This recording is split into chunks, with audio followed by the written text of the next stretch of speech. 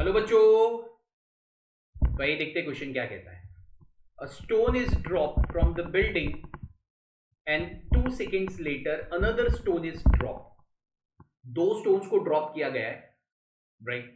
ठीक है ना, पहले को ड्रॉप किया गया है, दूसरे को ड्रॉप किया गया है। समझ में आ रहा है? कोई प्रॉब्लम नहीं है, हो सकता है, कोई दिक्कत नहीं है, ठीक है ना। Okay, now both are drop from rest, मतलब दोनों की इनिशियल वेलोसिटी 0 है। How far apart are the two stones by the time the first one has the reach the speed of 30 meter per second. जब पहले वाले को drop किया वो 30 मीटर पर सेकेंड की स्पीड तक पहुंच रहा है, तब दूसरा वाला भी ऊपर से कुछ ना कुछ आ रहा होगा। तो जब पहले वाले ने 30 मीटर पर सेकेंड स्पीड पहुंचा, तब उन दोनों के बीच में हाइट डिफरेंस कितना है, ये हमें कैलकुलेट करना है। तो मुद्दा सबको समझ में आ जा हो गया, राइट? समझ में आ रहा है ना, ठीक है ना। तो ये क्वेश्चन बहुत सिंपल है, राइट? ये मोशन अंडर ग्रेविटी का क्वेश्चन है, ठीक है ना। मैं इसको लिख देता हूँ, इसका कॉन्सेप्ट मोशन अंडर ग्रेविटी। इसको हम रिलेटिव की मदद से भी सॉल्व कर सकते हैं, कोई बड़ी बात नहीं है, राइट? इसकी अप्रोच हम रिलेटिव की मदद से भी सॉल्व कर सकते हैं, कोई बड़ी बात नहीं है। समझ में आ रहा है ना, ठीक है ना। आप टाइम देख सकते हो, कोई बड़ी बात नहीं है, लेकिन इसको आसानी से मोशन अंडर ग्रेविटी के टर्म्स में हम सॉल्व करेंगे, राइट? अप्रोच यही लगाने वाले हैं। इसका फिगर थोड़ा देख लेते हैं, जैसे कि आप ये विजुअलाइजेशन देख रहे हो, राइट? पहला वाला यहां से ड्रॉप किया था, इन दोनों के बीच में हाइट डिफरेंस है y, डेल्टा टी है 3 seconds, I am sorry 2 seconds. Time difference उन दोनों के बीच में कितना है? 2 सेकेंड्स। अब ध्यान से देखिएगा, पहले तो हमें ये कैलकुलेट करना है कि 30 मीटर पर सेकेंड पे पहुंचने में कितना टाइम लग रहा है, पहला स्टेप। अगर u 0 है, v 30 मीटर पर सेकेंड है, राइट, तो टाइम कितना लगेगा? आइए देखते हैं। मान लीजिए, राइट, ये h टाइम हाइट है, राइट, यहां पे t इज इक्वल टू 0 हो गया पहले बॉल के लिए, और धीरे धीरे धीरे धीरे यहां आया, उसकी स्पीड v हो गई 30 meter per second. Now this v is in the downward direction. मैं पहली इक्वेशन ऑफ मोशन यूज करूंगा, राइट? v क्या है डाउनवर्ड डायरेक्शन में, तो -30। u तो है ही नहीं, 0।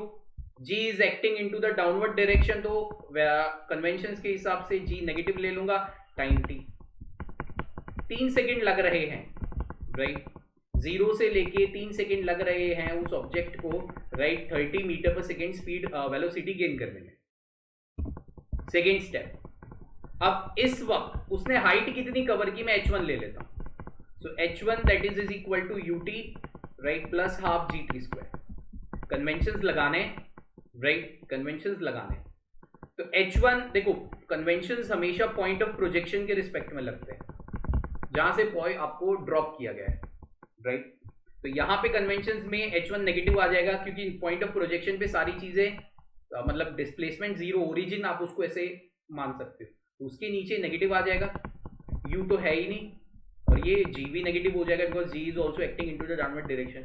कई जगह पे g के कन्वेंशंस को अलग अलग तरीके से बताया जाता है, लेकिन हम कन्वेंशंस के तौर पे पूरे फिजिक्स में एक ही चीज मानते हैं। अगर वेक्टर ऊपर की तरफ है तो पॉजिटिव, नीचे की तरफ है तो नेगेटिव, राइट साइड है तो पॉजिटिव आई, लेफ्ट साइड है तो नेगेटिव, इसलिए जी हमेशा मैं नेगेटिव ही लेता हूँ, राइट? तो ये h1 कितना हो जाएगा, टाइम हम ले लेते हैं 5 इंटू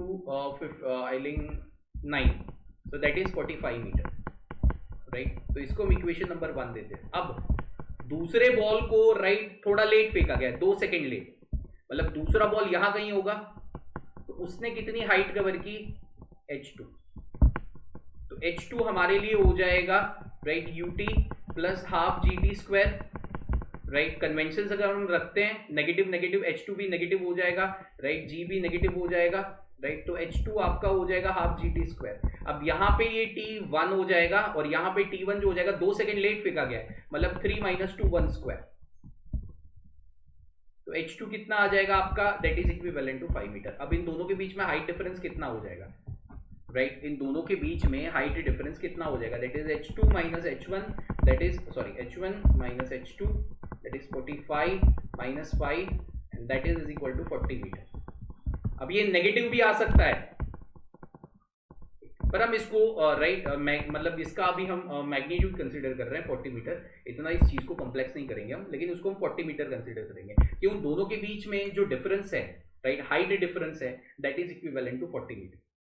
राइट, कौन से ऑब्जर्वर के पर्सपेक्टिव से देख रहे हो वो फिर चीजें चेंज हो जाती है। फिलहाल मैं H1 H2 में बोल रहा हूँ, वो सारी चीजें फिर रिलेटिव के कॉन्सेप्ट में आएंगी।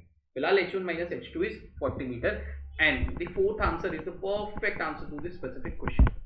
Hope so you all understand this, बच्चा जी। Thank you and all the best.